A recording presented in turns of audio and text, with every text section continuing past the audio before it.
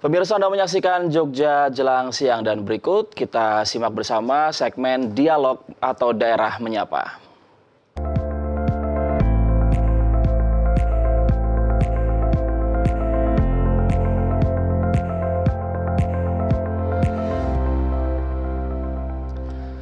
Ya pemirsa, hujan lebat kemudian angin kencang yang terjadi beberapa minggu terakhir bahkan beberapa bulan terakhir ini bisa menjadi satu sinyal bahwa segala hal yang terjadi ini bisa memberikan dampak dan juga tentunya bisa memberikan berbagai macam faktor risiko. Namun kemudian sebagai masyarakat kita tidak juga harus kemudian pasrah begitu ya, namun kita harus bisa mempunyai langkah-langkah antisipasi kemudian juga langkah mitigasi untuk meminimalkan risiko dan juga dampak yang ditimbulkan akibat bencana hidrometeorologi yang kemudian merupakan faktor yang disebabkan oleh adanya iklim ataupun cuaca yang tidak menentu seperti yang saat ini sama-sama kita tengah rasakan begitu ya. Dan untuk lebih lanjut untuk membahas hal ini kita akan terhubung dan juga telah terhubung tentunya bersama dengan Kepala Pelaksana BPBD Kota Yogyakarta, Dr. Andes Nur Hidayat MSI. Pak Nur Hidayat, selamat pagi.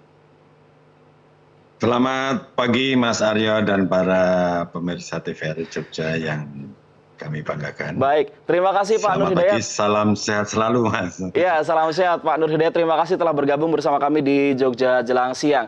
Sebagai awalan Pak Nur Hidayat mungkin bisa disampaikan kepada masyarakat, sebetulnya kalau di kota Yogyakarta, gambaran umum dari potensi bencana hidrometeorologi ini seperti apa? Karena kan kalau kita tahu hujan lebat, kemudian angin kencang itu memang sudah kita rasakan hampir setiap hari saat ini Pak.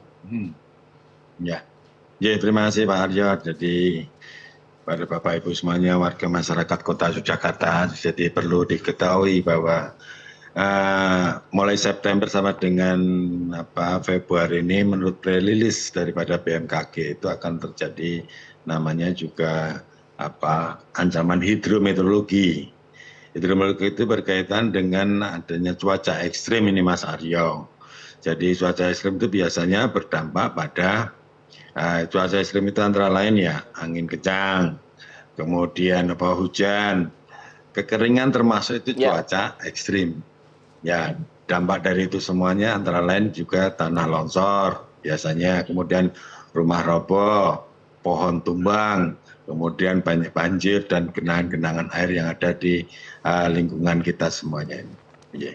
Ya, berbicara tentang potensi bencana hidrometeorologi kan sebetulnya hujan lebat, kemudian juga petir, angin kencang, tanah longsor ini hampir bisa terjadi setiap saat begitu ya. Dan kalau bisa disampaikan juga peta bencana dari kota Yogyakarta ini seperti apa? Karena kan mungkin topografi dan juga geografisnya sedikit berbeda dengan Gunung Kidul, Kulon Progo dan juga Sleman ataupun Bantul begitu. Iya. Jadi kota Jakarta itu memang luasnya cuma 32 km dan berada di tengah-tengah daerah istimewa Yogyakarta, kemudian termasuk juga daratan rendah. Jadi terkait dengan adanya hidrometeorologi ini tentu dampak yang terjadi biasanya itu kejadian-kejadian antara lain pohon tumbang, banjir, kemudian juga ada baliho roboh, kemudian juga ada genangan air dan sebagainya itu. Setiap tahun itu rutin terjadi. Pengalaman yang ada itu setiap terjadi hidrometeorologi, hal-hal tersebut itu selalu terjadi di kota Jakarta. Data yang ada dari September sampai dengan Desember ini, Mas Aryo, ini cukup signifikan ini. Ada 94 kejadian bencana akibat cuaca ekstrim dari bulan September sampai dengan Desember. Nah, ini 94 itu terdiri dari tanah longsor itu 7, kemudian pohon tumbang 56, atap rusak itu 26, tembok roboh juga ada ini 1, kemudian baleo dan kanopi itu 2, kemudian banjir luapan itu 2. Jadi ini memang sering rutin terjadi. Jadi harapan kami warga masyarakat dengan adanya kejadian tanggal 31 itu yang cukup signifikan itu jumlahnya kejadian, maka dari pemerintah kota mengeluarkan SK tanggap siaga darurat mulai September sampai dengan Desember, kemudian diperpanjang lagi ini sampai dengan 28 Februari ini Mbak. Harapannya dengan siaga darurat ini, kesiapsiagaan dalam menghadapi ancaman hidrometeorologi ini hadir di tengah-tengah masyarakat dan juga pemerintah kota secara umum gitu. Baik, secara spesifik Pak Nur Hidayat mungkin bisa disampaikan kira-kira wilayah kementerian mana saja atau kalurahan atau kampung mana saja yang kemudian bisa lebih waspada terkait dengan potensi-potensi tersebut? Ya, berdasarkan peta kerawanan yang ada dan faktual yang topografi yang ada di Kota Jakarta ini, tentu daerah sepanjang 3 sungai ini, Gajah Wong, kemudian mana Bojode dan Winongo, Mas. Ya. Aryo ini hampir sepanjang kampung di situ tuh kurang lebih ada berapa ya? 125 kampung ya. 100 ya kurang lebih ada 125 RW yang di situ itu. Jadi itu sering terjadi di situ dan itu yang terjadi di situ biasanya juga banjir, luapan dari sungai-sungai, kemudian juga tanah longsor dan juga atap roboh itu biasanya. Baik, kalau terkait dengan pohon tumbang, kemudian tadi Anda menyampaikan terkait dengan baliho tumbang itu mungkin ada spesifik daerah-daerah mana saja yang harus diwaspadai, Pak Nur Hidayat? Kalau cuaca ekstrimnya hampir seluruh wilayah kota ini kerawanan terhadap pohon tumbang. Hanya perlu diantisipasi itu adalah bagaimana masyarakat dan pemerintah kota itu mengantisipasi supaya pohon-pohon yang ada di pemerintah kota Jakarta itu tidak ketika cuaca ekstrim juga aman-aman saja, tidak roboh. Demikian. Oleh karena itu dari DLH setiap rutin tahun itu sudah memangkas-mangkas pohon tumbang yang ada di berbagai fasilitas umum. Kemudian masyarakat juga dengan KTP-nya sudah kita harapkan juga memotong pohon yang kiranya rawan tumbang itu di perkampungan ini, Mas. Ya, kalau bencana itu kan memang sesuatu yang sebetulnya tidak kita inginkan begitu, tapi kita juga sebagai masyarakat harus memitigasi dan juga mengantisipasi. Untuk masyarakat di Kota Yogyakarta sendiri menyikapi berbagai potensi yang mungkin saja terjadi di Kota Yogyakarta ini harus bersikap seperti apa, Pak? Apakah ada langkah-langkah yang kemudian harus dilakukan untuk bersiap-siap begitu?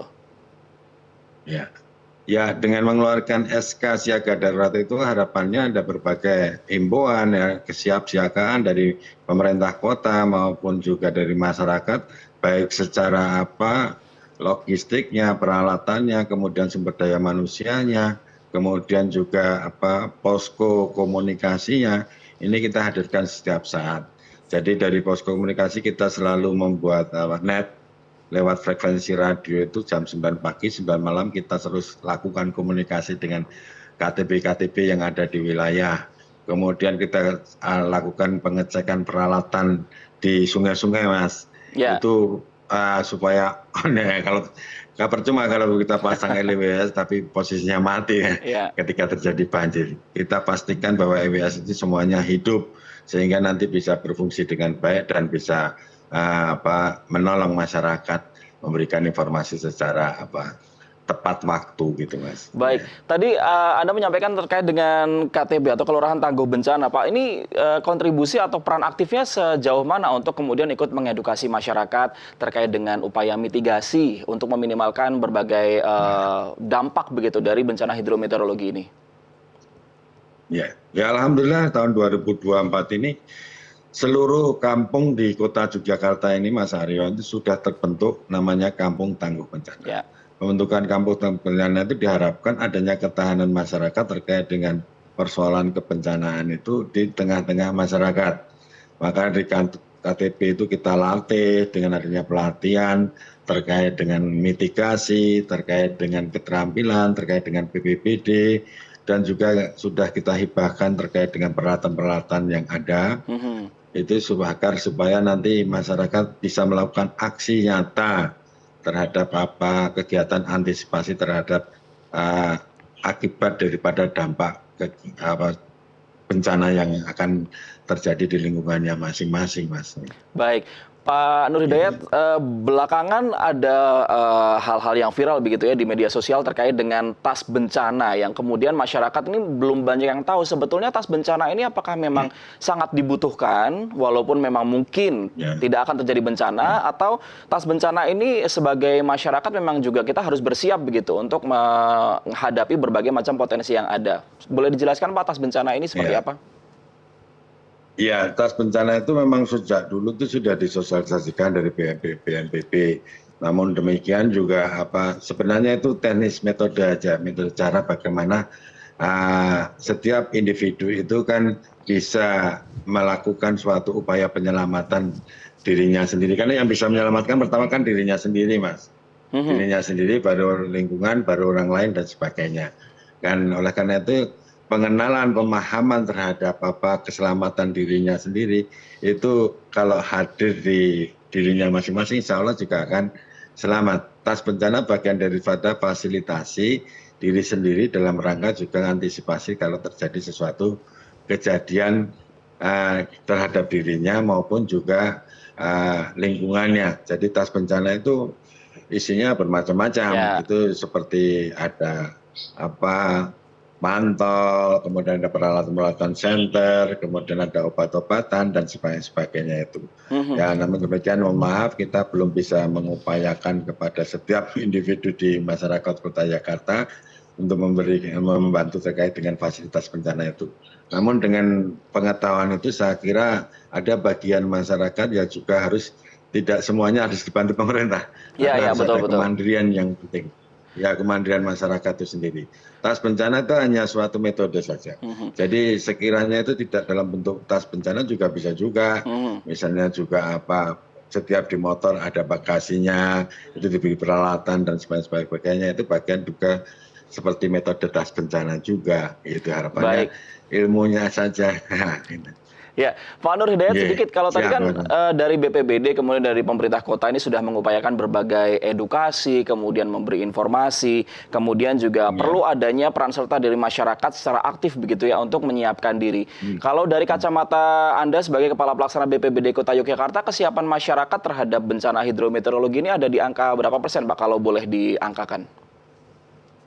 Ya, saya kira kalau dinilai itu ya karena fasilitas sudah kita berikan, kemudian juga edukasi sudah kita berikan, kemudian ya tinggal mungkin 70-80 itu saya kira sudah ukuran nilai yang sangat pas dalam kondisi sekarang ini. Ya, karena berbagai hal sudah kita sampaikan kepada masyarakat, hanya bagaimana masyarakat itu meningkatkan kesadarannya. Betul, dan jangan abai begitu Pak ya. Dan melakukan, jadi yang penting itu aksinya, Mas. Aksinya. Jangan percuma kalau kita tidak aksi. Artinya yang perlu masyarakat sekarang itu situasi bencana seperti ini, yang penting respon. Respon terhadap kebencanaan yang ada. Satu, mengenai masalah informasi cuaca. Itu dia harus respon.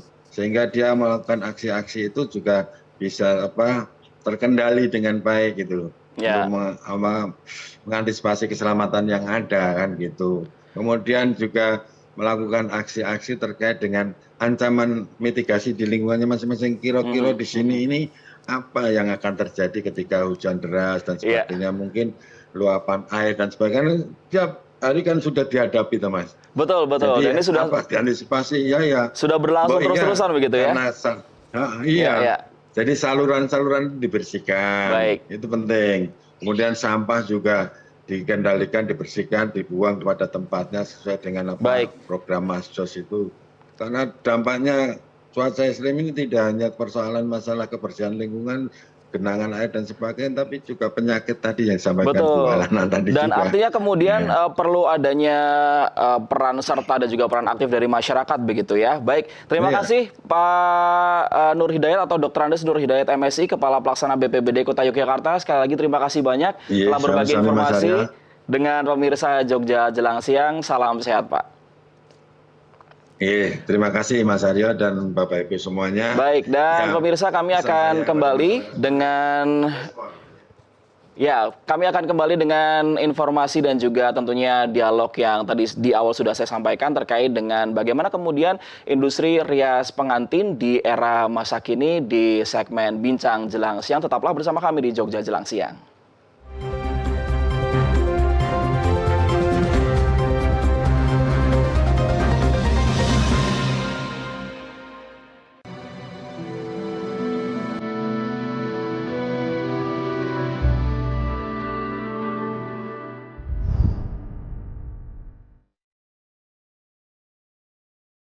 Allah memberi kekurangan, mungkin nanti suatu saat ada hikmahnya.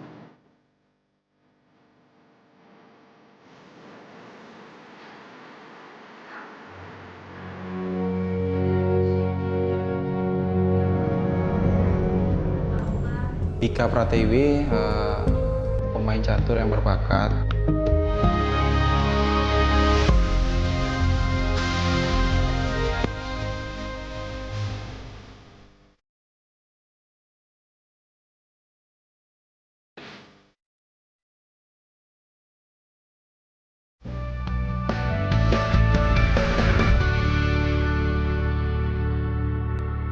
Sobat muda punya mainan yang berkesan semasa kecil? Mainan emang identik sama anak-anak, tapi ternyata memori tentang mainan gak berhenti di masa kecil aja. Ada banyak kenangan dan keseruan yang terbawa hingga kita dewasa. Kalau dilihat dari museum ini, apa nilai-nilai yang ingin dibawa atau nilai-nilai atau pesan yang ingin disampaikan, baik itu anak-anak atau juga orang dewasa? Setiap mainan, setiap permainan sebenarnya ada filosofi yang bisa disampaikan, baik itu tentang kehidupan, baik itu tentang olah fisik dan sebagainya.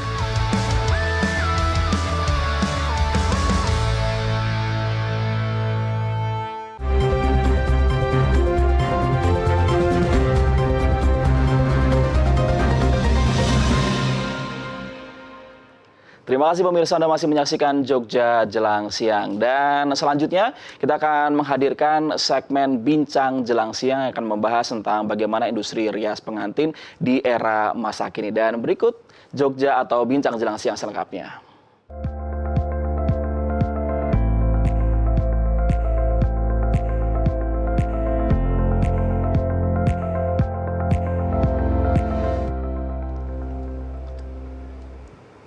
Ya, pemirsa, rias pengantin, utamanya pengantin atau rias pengantin tradisional ini merupakan sebuah sektor yang kemudian di masa sekarang ini harusnya masih relevan begitu ya. Kemudian bagaimana bisa merespon perkembangan zaman, beradaptasi, kemudian juga menyesuaikan diri, tapi tetap nguri-uri budaya Jawi dan kemudian juga tetap melestarikan hal-hal yang sifatnya masih pakem begitu ya. Dan sudah hadir di studio saat ini yakni penasehat paguyuban Perias Sekar Arum, Ibu Winda Ekawati SE. Ibu Winda, selamat pagi, terima kasih telah bergabung bersama kami di Jogja Jelang Siang.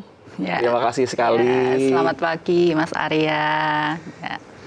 Ibu, mungkin untuk awalan dari dialog Bincang Jelang Siang ini akan saya mulai dengan teman-teman rias pengantin tradisional ini di era yang sekarang begitu ya. Kalau berbicara tentang era yang sekarang kan makeup sudah banyak. Betul. Kemudian juga preferensi dari calon pengantin juga macam-macam begitu. Betul. Tapi teman-teman rias pengantin tradisional ini seperti apa sekarang ini, Bu? Ya, oke. Ya, berbicara tentang perkembangan industri tata rias pengantin, khususnya kami tata rias pengantin tradisional, kondisi pada saat ini secara permintaan pasar ya Mas, kalau kita bicara komoditas berarti ada hubungannya dengan permintaan pasar. Untuk saat ini memang angka permintaan itu mengalami penurunan. Nah, tentunya hal ini ada kaitannya besar dengan kehadiran teman-teman kita MUA ya, teman-teman MUA yang mana mereka berandil punya andil besar dalam dunia pernikahan ataupun dunia wedding. Gitu. Jadi tentang permintaan pasar tadi memang dunia tata rias pengantin tradisional khususnya itu memang sedikit mengalami penurunan. Oke, kalau boleh disampaikan penurunan ini sudah sejak kapan begitu? Apakah baru mulai setahun, 2 tahun belakangan atau sudah beberapa tahun belakangan, Bu? Secara perhitungan kurun waktu ya Mas, mungkin bisa diperkirakan sekitar 3-4 tahun ini. Ya, jadi begitu pertama kali muncul teman-teman kita MUA memang belum begitu booming, namun di pertengahan tahun sekitar 1-2 tahun kemudian itu baru terasa banget bahwa waktu itu pasca COVID, nah itu juga punya peran besar juga dengan kehadiran ini otomatis menjadi pangsa pasar kita menjadi sedikit goyah. Ya. Namun tidak apa-apa, itu kami selaku perhimpunan tata rias pengantin tradisional sangat menyambut baik dengan kehadiran mereka sesuai dengan kompetensinya masing-masing. Karena kebetulan kalau teman-teman MUA ini lebih fokus di tata rias make up atau tata rias wajah, gitu. Ya, itu mungkin yang apa ya, terkait dengan kondisi bagaimana interaksi antara tata rias pengantin tradisional dengan teman-teman MUA. Nah, ini sejauh ini saya memandang terjalin komunikasi yang sangat bagus karena kami berusaha mengambil elemen-elemen yang mana masih bisa terkait dengan apa yang bisa kita kerjakan, gitu. Selain tata rias wajah, tentunya di situ masih banyak hal-hal yang melekat terkait dengan pernikahan. Artinya kemudian tidak ya sudahlah atau pasrah begitu ya karena ada pesaing baru, tapi kemudian melihat adanya peluang baru untuk kemudian digali begitu ya. Betul. Jadi di dunia pernikahan, khususnya prosesi pernikahan tradisional, tentunya tidak hanya melibatkan tata rias wajah saja ya Mas. Di situ banyak sekali hal-hal yang bisa kita lakukan, terutama perias tradisional. Itu mungkin dengan cara memakaikan kainnya, kita bantu. Kemudian tata cara baku, bagaimana aturan secara tradisional bakunya itu mengerjakan paisnya bagaimana, kemudian tatanan sanggulnya, kemudian mungkin perbedaan antara tata rias pengantin sesuai dengan budaya lokalnya ya, tata rias pengantin Jogja, Surakarta. Nah, ini kebetulan untuk teman-teman MUA kita itu masih sangat minim untuk kompetensinya. Nah, disitulah peran dari perias pengantin tradisional untuk mengambil sebagai peluang besar di situ, sebagai peluang besar karena di situ mempunyai nilai ekonomi juga yang tadinya mungkin kalau dari perias pengantin tradisional itu kita tadinya satu paket, satu integritas. Betul. Namun dengan kehadiran teman-teman MUA akhirnya elemen-elemen itu bisa kita pisahkan dan kita bisa ambil bagian yang mungkin. Jadi kita tidak kok terus putus asa, putus asa ngelokro, waduh ini wah gimana ini bahaya ada pesaing. Nah, itu enggak. Jadi kami justru bersikap positif dengan kehadiran mereka karena mereka juga kompetensinya juga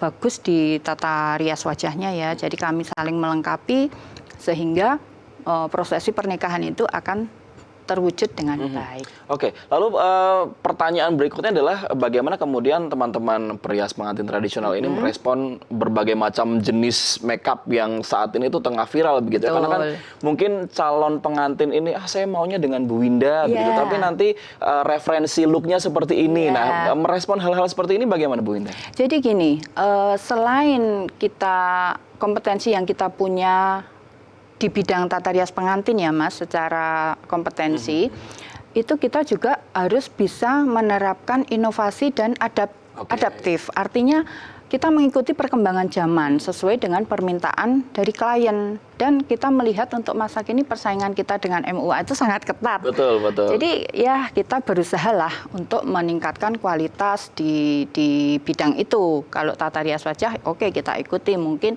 permintaan looknya klien seperti ini. Aku pengen seperti ini, Bu. Nah, ini tidak lepas juga dari peran media sosial dan teknologi digital. Betul. Nah, itu kita sebagai perias tradisional jangan terlalu kolot, jangan terlalu kuna ya Mas. Jadi kita memang harus menggunakan fasilitas itu sesuai dengan era perkembangan zaman saat ini. Karena itu sudah merupakan suatu tuntutan di mana kita kalau mau eksis, kalau mau kita keberadaan kita tetap bisa itu ya kita harus menyesuaikan dengan perkembangan zaman. Betul, betul. Dan kemudian menciptakan persaingan yang positif antar MUA, kemudian juga perias pengantin begitu ya.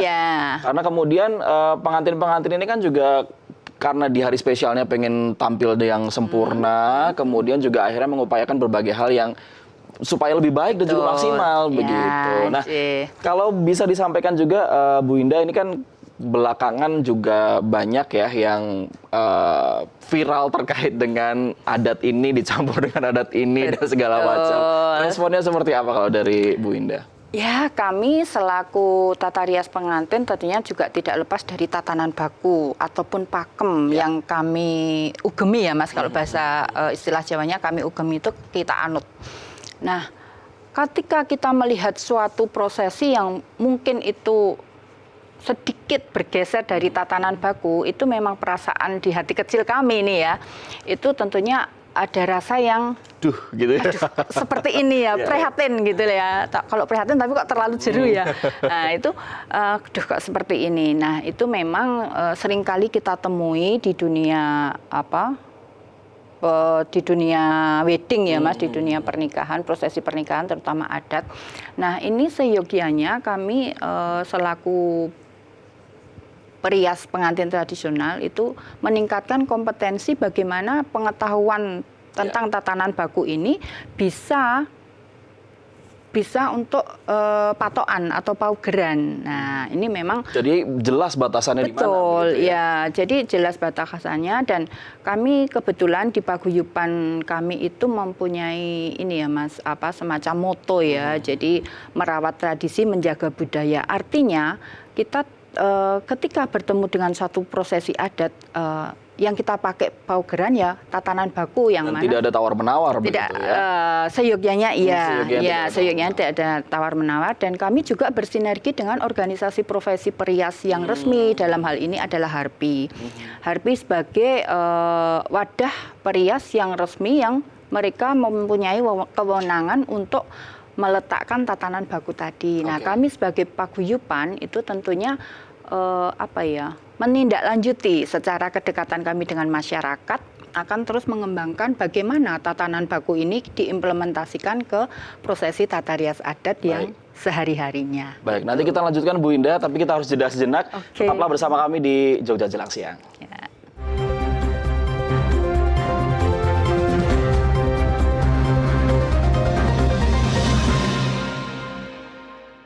Inilah Kita Bicara, karena diam bukan jawaban. Generasi muda menjaga bangsa. Setelah meraih S3 sekarang, what next?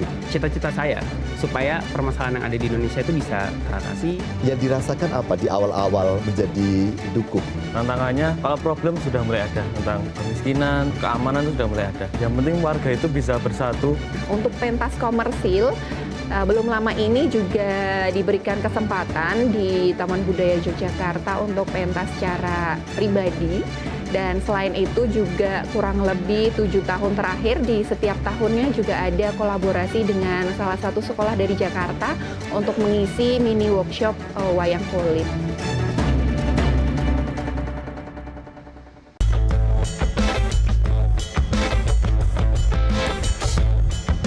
Di masa peradaban kuno, panahan juga menjadi keterampilan yang harus dimiliki. Panahan modern mulai diperkenalkan pada 12 Juli 1953. Kali ini lagi barengan sama Mas Baihaki. Beliau ini adalah atlet dan juga coach dari olahraga panahan. Kalau saya dulu sebenarnya mulai atlet itu dari SD kelas 5, Mbak. Makannya di program, kemudian program latihannya juga dari pagi, subuh gitu latihan fisik, kemudian sekolah pagi sampai sore, habis sore latihan buat mana. Kalau dari awal memang kita niat nih pengen jadi seorang atlet, apa sih yang harus kita persiapkan dari diri sendiri tuh? Sebenarnya yang penting mau aja sih Mbak, latihan rajin. Jadi kalau di panahan itu mungkin ya sama kayak cabur lainnya ya, jadi ada yang untuk kelas pelajar, ada juga yang untuk umum.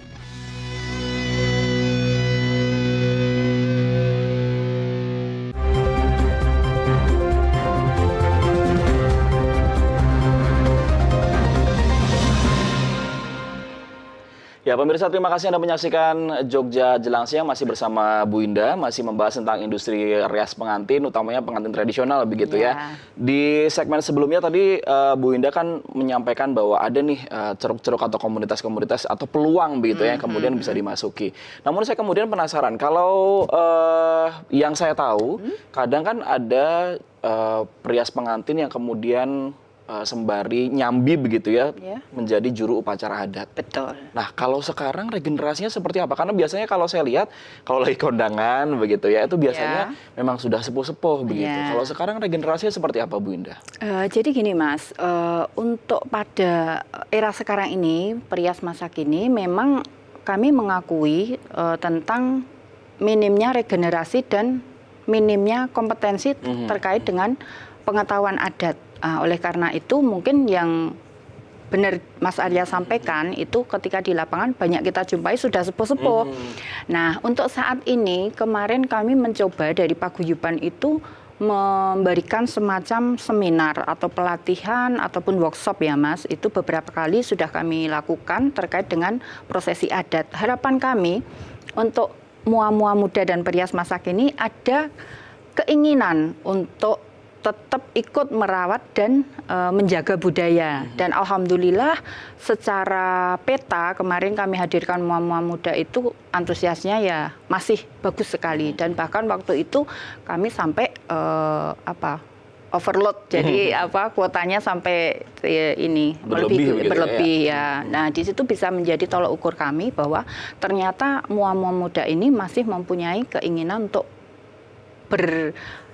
menggali lebih dalam tentang upacara adat. Atau mungkin kalau bisa disimpulkan sedikit sebagai seorang awam begitu ya, saya menyimpulkan bahwa muanya banyak, skillnya bagus-bagus di juru riasa, tapi wadahnya mungkin belum ada mungkin ya untuk belajar begitu ya. Sampai akhirnya dari paguyuban kemudian memberikan seminar, memberikan edukasi. Ya, ya.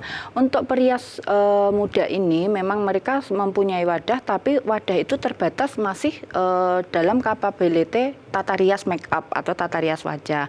Oleh karena itu mereka berusaha menggali pengetahuan tentang adat ini di luar paguyuban mereka, karena mua-mua ini juga punya kesatuan, punya wadah, punya komunitas ya. Namun terkait dengan adat, harapan kami juga kapan-kapan mungkin next time ya, kita bisa duduk bersama atau dihadirkan di komunitas mereka untuk mengisi tentang prosesi adat ini yang sebenarnya bagaimana, tatanan bakunya bagaimana, melaksanakan prosesi yang benar bagaimana. Itu besar harapan kami untuk bisa hadir di komunitas mereka. Nah, ini adalah menurut kami satu way out atau jalan keluar bagaimana kita tetap masih bisa mengembangkan dan melestarikan budaya adat kita dan memberikan pengertian filosofi tentang prosesi dan ubur rampe yang ada di situ. Nah, itu akan bisa tergali lebih dalam. Oke. Tapi kalau berbicara tentang klien sendiri dan juga permintaan pasar yang masih membutuhkan juru upacara adat ini, apakah juga masih tinggi? Alhamdulillah untuk saat ini masih tinggi. Ini terbukti ya permintaan setiap kali ada event wedding kita masih dihadirkan di situ dan alhamdulillah itu menjadi komoditas karena mempunyai nilai ekonomi. Jadi kami memandang itu suatu komoditas baru karena di waktu yang lalu ketika seorang klien datang ke perias pengantin tradisional itu kan mendapatkan satu paket ya Mas. Datang ke situ udah dapat make up, dapat busana, dapat adat istiadatnya juga otomatis sudah melekat. Namun karena alhamdulillah kehadiran teman-teman mua sekarang ini kami juga sangat bersyukur dan berbangga hati juga mereka tertarik di bidang itu. Oleh karena itu elemen-elemen yang tadinya terintegritas di satu perias pengantin tradisional akhirnya bisa terpecah. Nah, inilah peranan kita bagaimana ini kita istilahkan sebagai komoditas baru karena kita hanya mengambil satu elemen saja yang sesuai kebutuhan mereka. Misalnya kayak gini, MUA-nya sudah dikerjakan si A, kemudian attire, busana, udah ada desainer ini. Lah, di mana celah peluang besar untuk perias pengantin? Nah, kita bisa ambil mungkin di prosesi adatnya, kemudian kita bantu memakaikan kainnya, kita bantu untuk penyediaan aksesorisnya, dan bahkan tidak jarang dari teman-teman kami itu sering mengambil elemen yang kebetulan mua kan banyak juga yang belum belajar paes ya Mas. Nah, di situ teman-teman juga menerima job paes, sanggul, itu kan khusus di situ. Betul. Jadi sesuai dengan kompetensinya masing-masing. Si mua ini tadi kompetensinya di tata rias make up, kemudian menghadirkan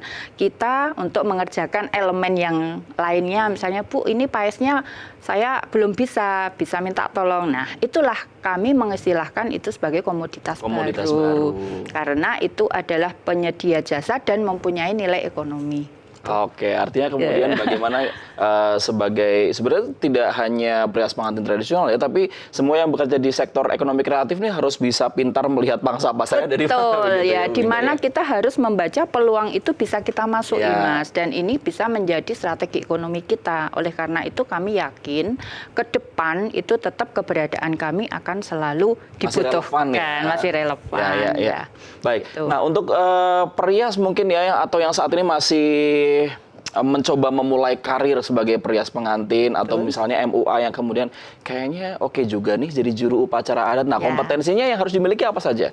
Jadi gini Mas, untuk kompetensi terkait dengan penyedia atau pelaku adat itu menurut saya yang pertama adalah tentang pengetahuan dari tatanan baku si adat itu tadi. Nah, mau nggak mau MUA harus belajar tentang pengetahuan ini.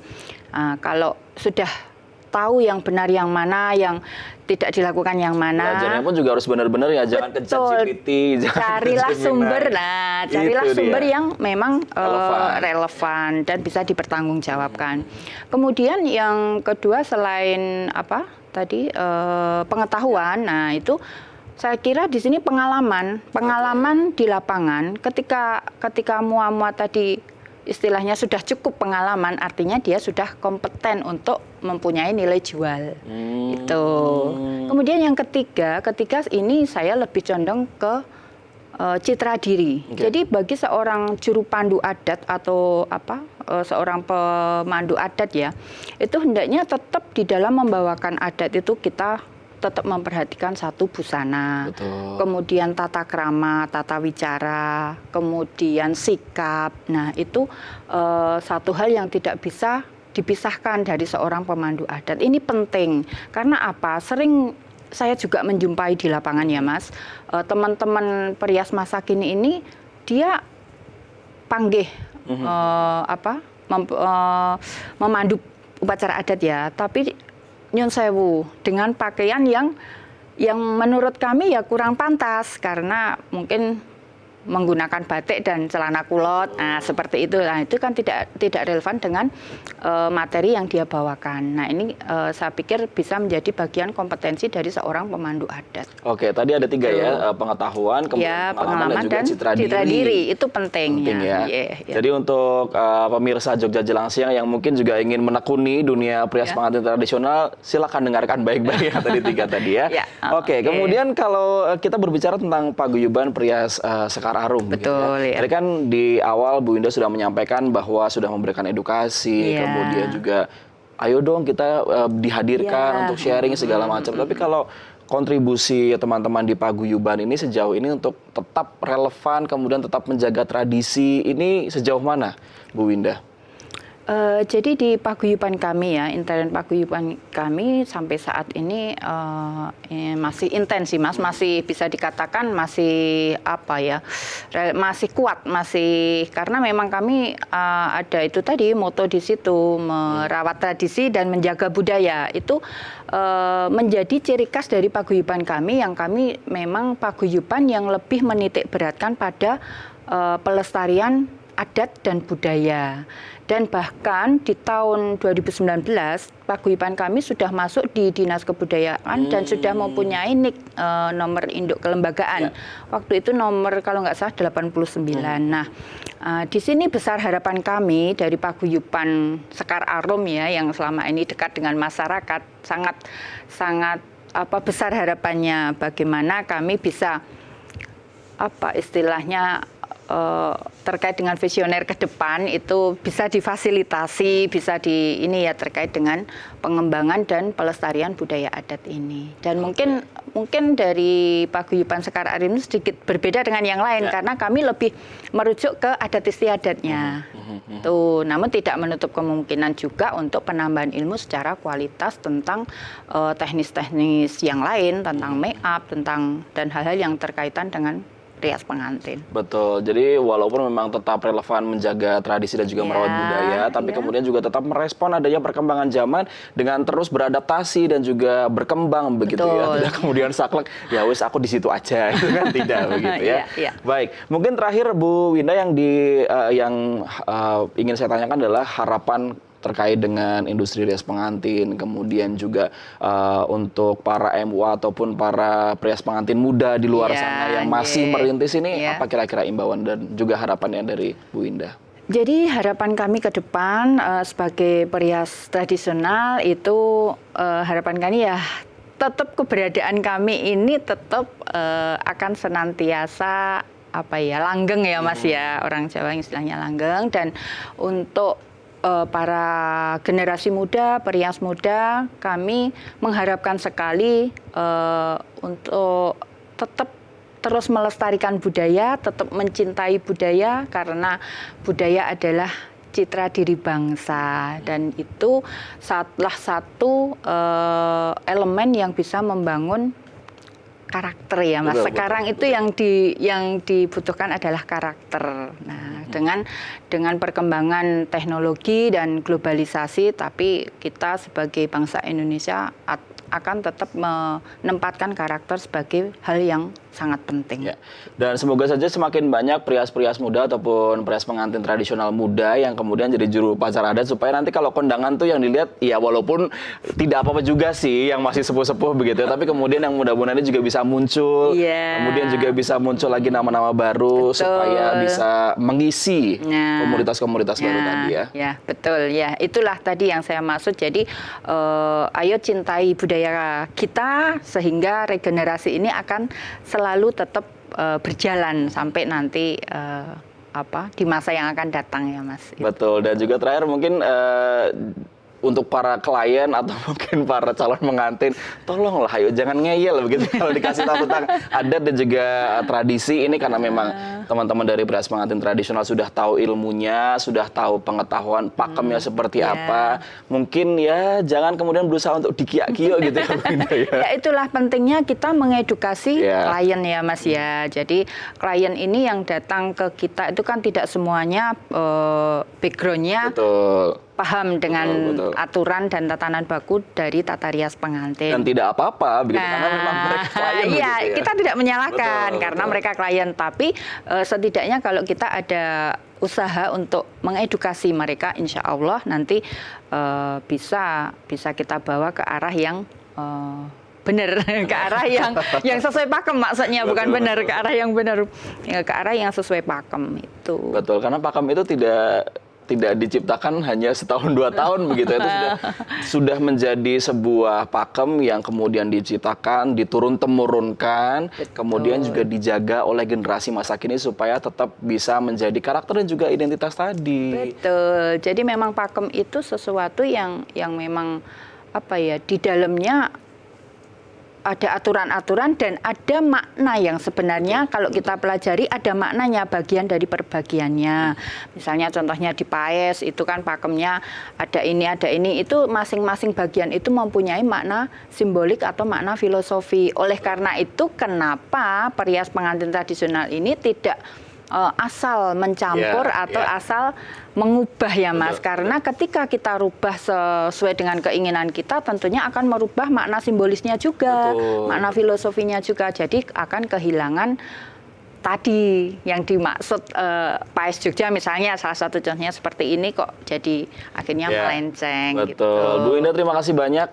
Sayangnya kita harus segera menutup dialog kita kali ini ya, Bu Winda Ekawati SE, Penasihat Paguyuban Prias Sekarang. Sekali lagi terima kasih banyak telah berbagi informasi di Jogja Jelang Siang. Semoga sehat selalu dan semoga teman-teman prias pengantin tradisional dimanapun ya, ini juga tetap bisa menjadi penjaga tradisi dan juga penjaga budaya di daerah istimewa. Terima kasih sekali lagi. Dan dialog tadi sekaligus mengakhiri perjumpaan kita di Jogja Jelang Siang. Mewakili seluruh kerabat kerja yang bertugas, saya Aryo Bagus mengucapkan terima kasih atas perhatian dan kebersamaan Anda. Sampai jumpa.